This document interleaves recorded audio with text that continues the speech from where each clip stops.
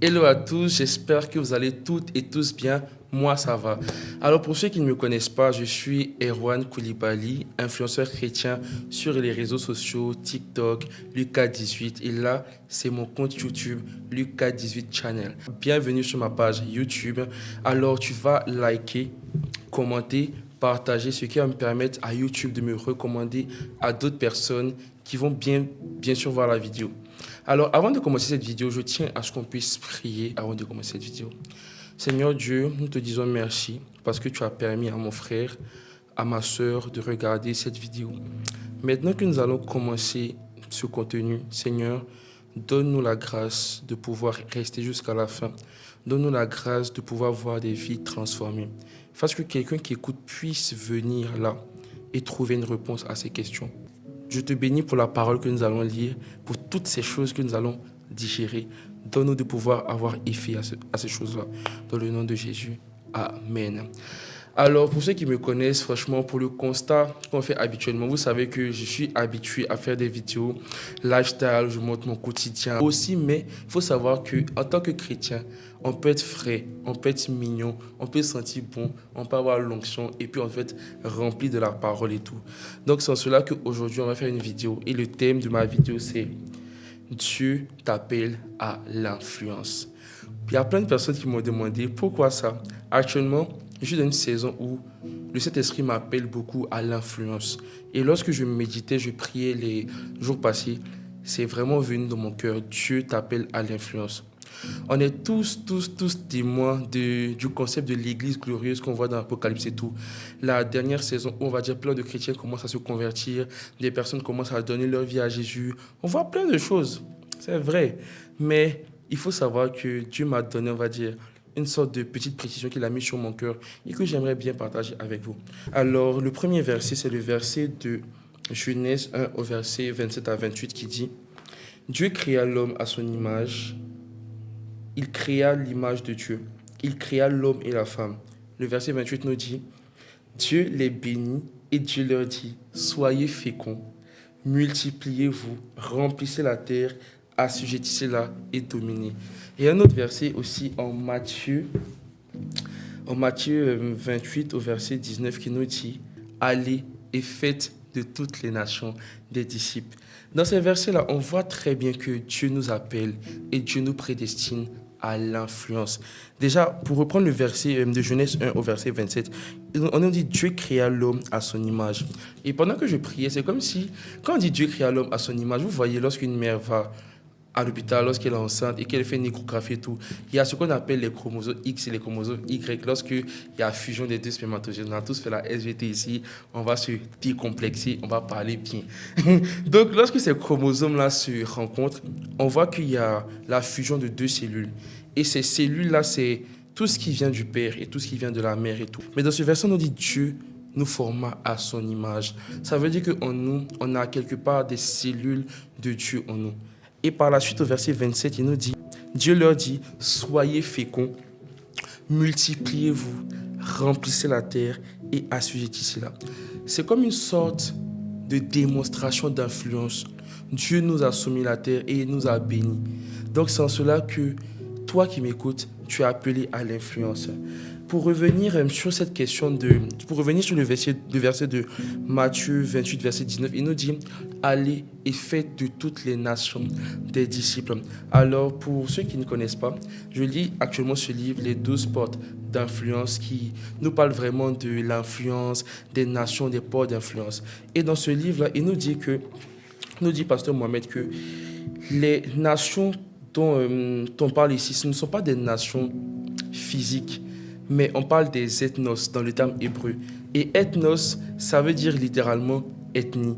Et qui dit ethnie, c'est un groupe de personnes qui parlent un langage commun. Donc, quand le Seigneur nous dit allez et faites de toutes les nations des disciples, il nous envoie vers, on va dire, des portes d'influence. Les ethnos qu'on appelle ethnie, c'est des portes d'influence et tout.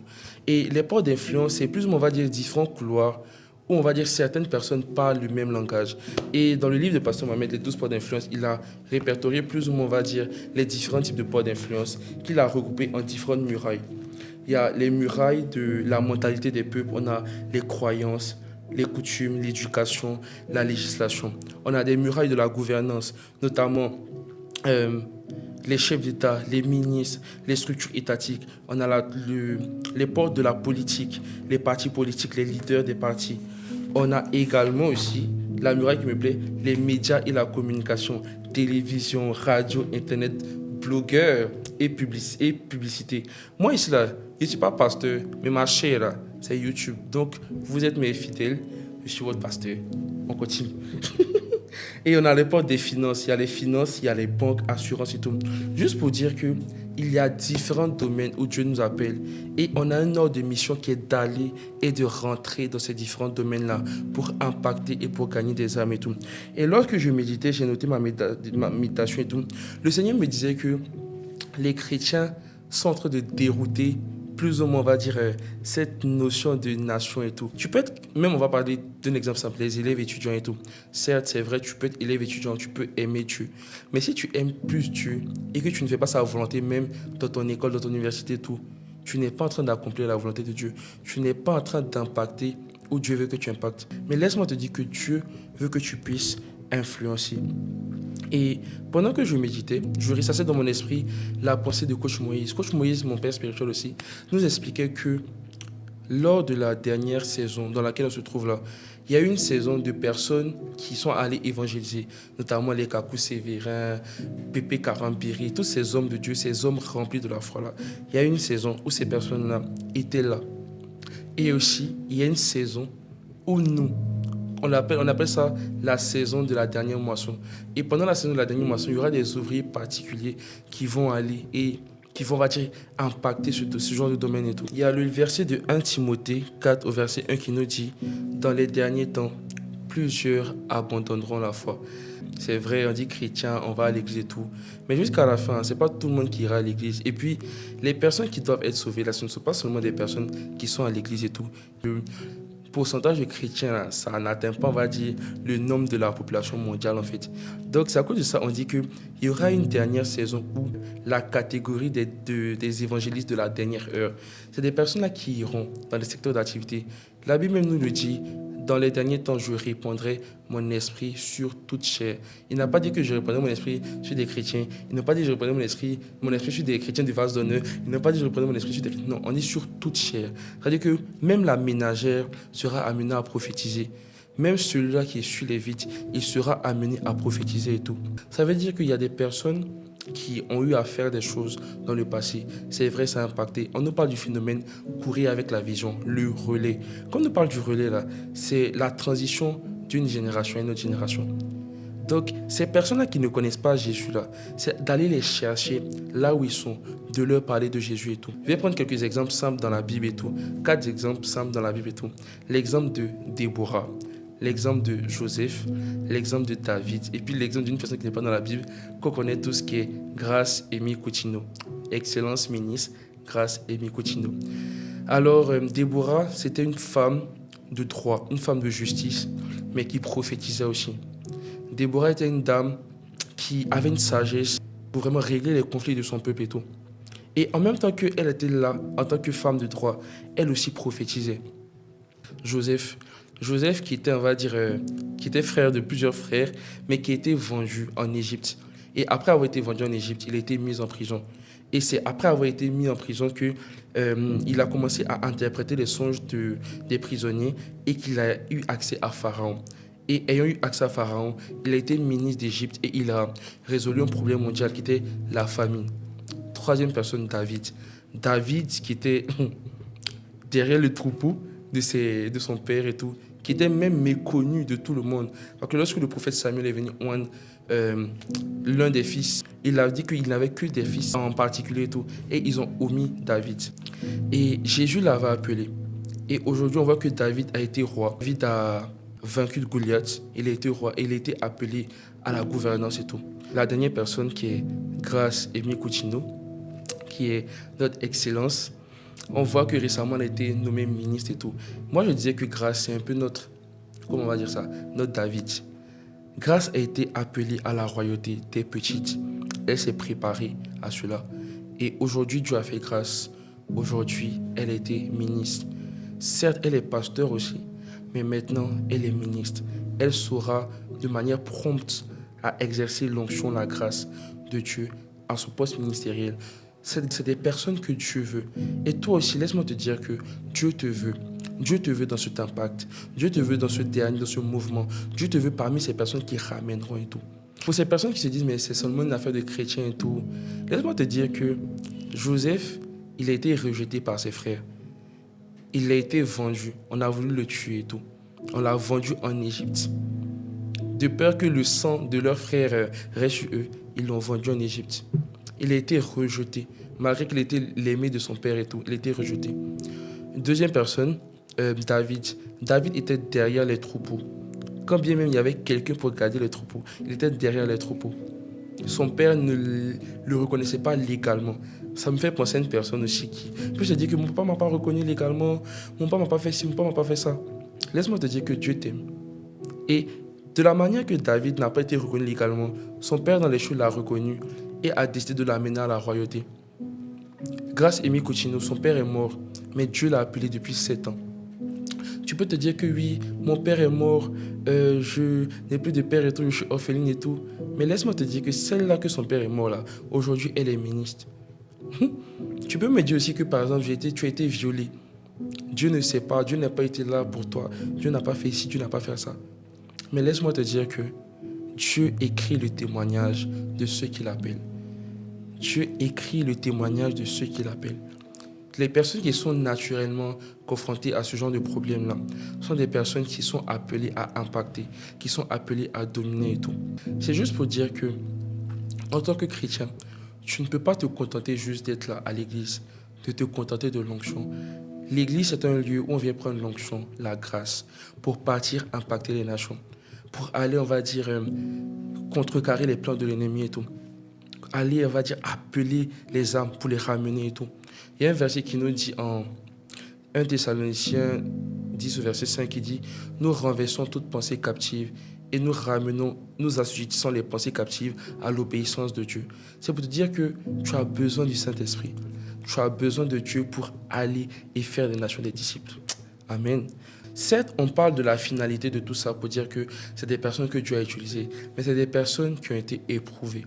On peut nous parler de Paul, de Silas, de plein de personnes dans la Bible qui ont été éprouvées par Dieu avant d'arriver à la royauté, avant d'arriver à leur prédestinée.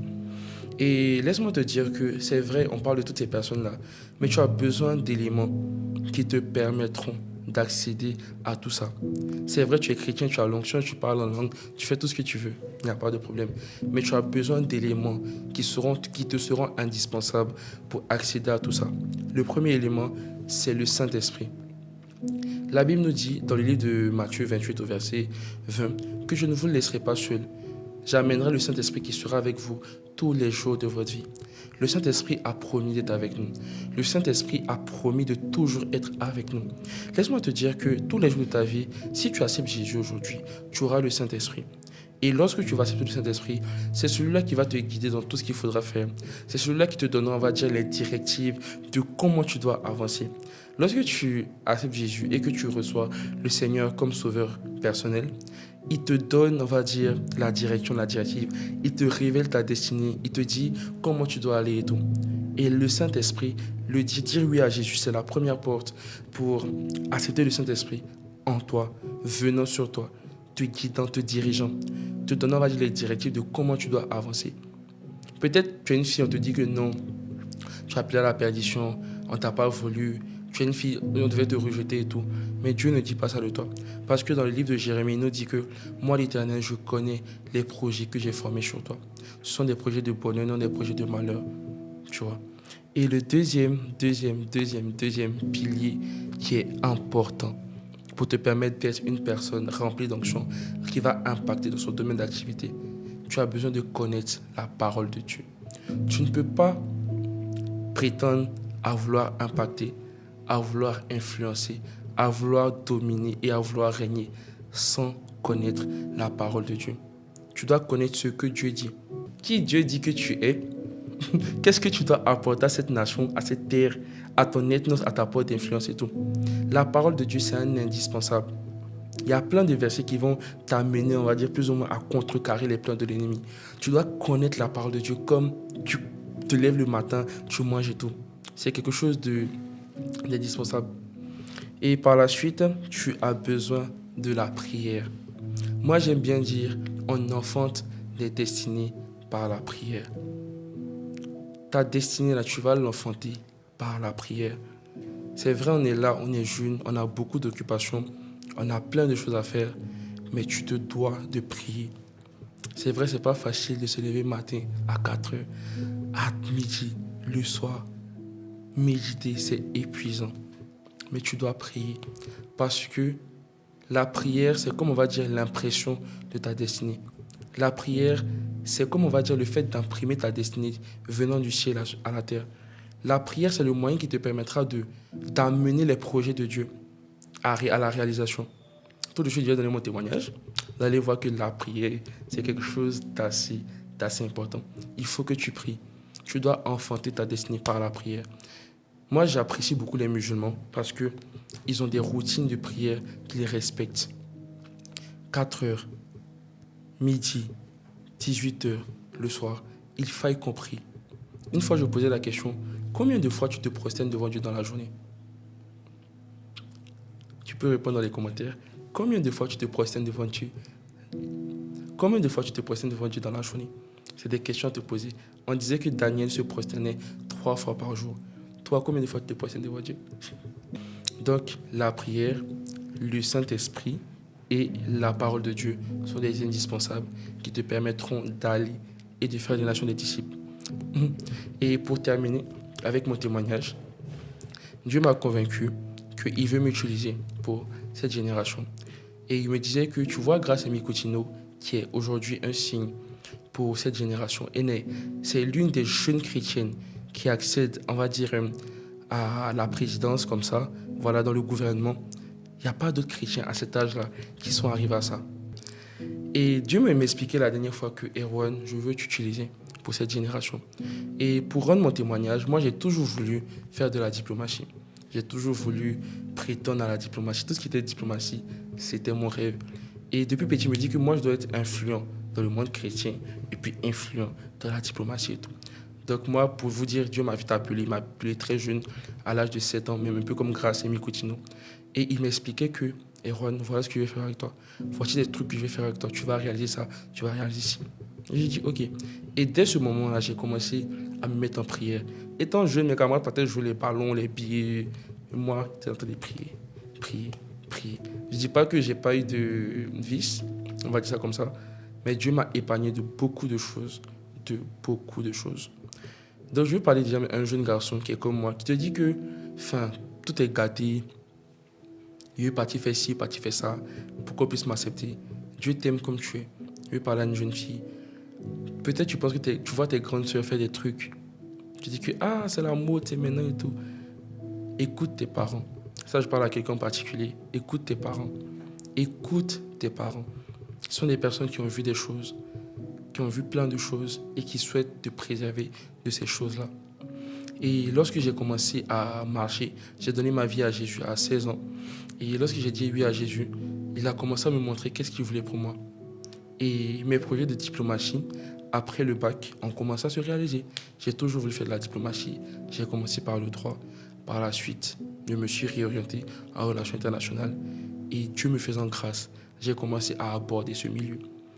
Voulant être influent dans le monde chrétien, il m'a dit, depuis la classe de seconde en 2018, que je vais t'utiliser, tu vas parler de Dieu, des personnes vont t'écouter, des gens vont tomber sanction parce que tu véhicules la cabote, qui est la présence de Dieu.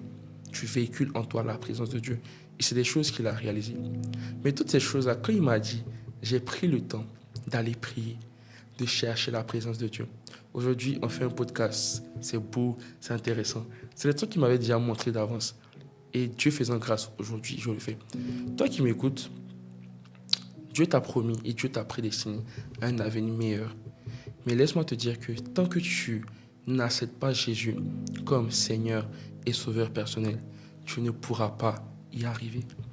Donc, on va prier pour des personnes qui veulent reconnaître Jésus comme Seigneur et Sauveur et qui veulent rentrer pleinement dans leur destinée.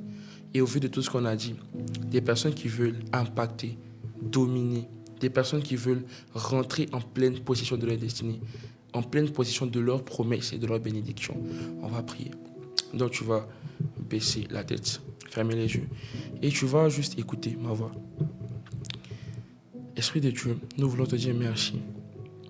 Merci pour ce podcast. Merci pour cette structure qui nous a reçus. Merci parce que tu étais là. Merci parce que tu as touché des personnes. Merci parce que ton onction remplit ce lieu.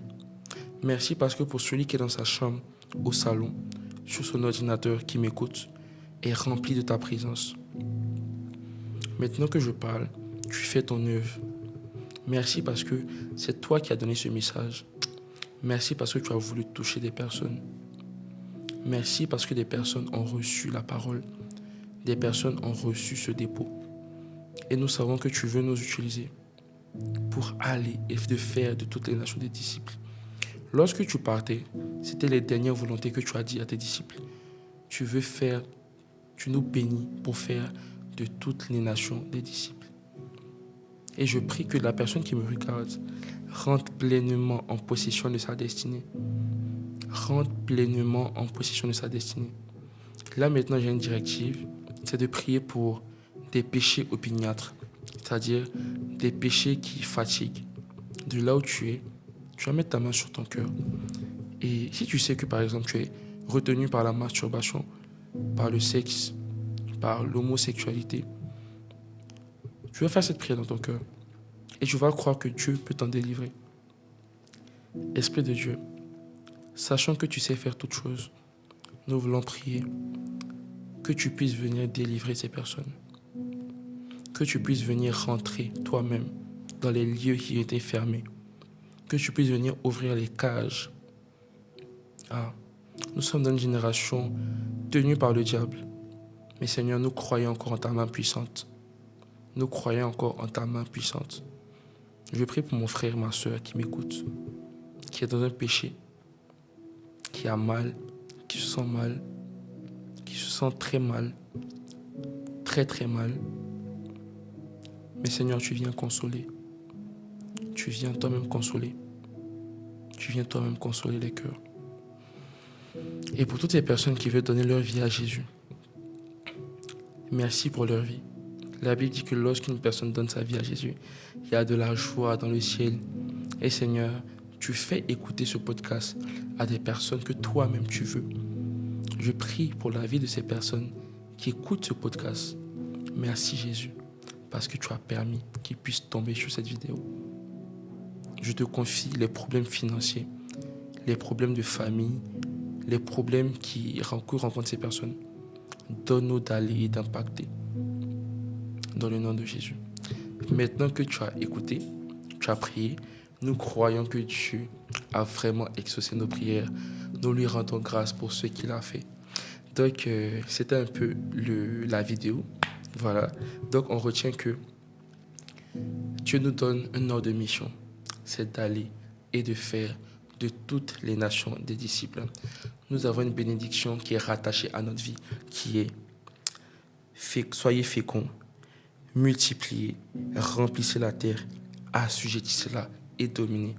On retient que pour pouvoir rentrer dans ces bénédictions-là, il faut accepter comme Jésus, comme Seigneur et Sauveur personnel.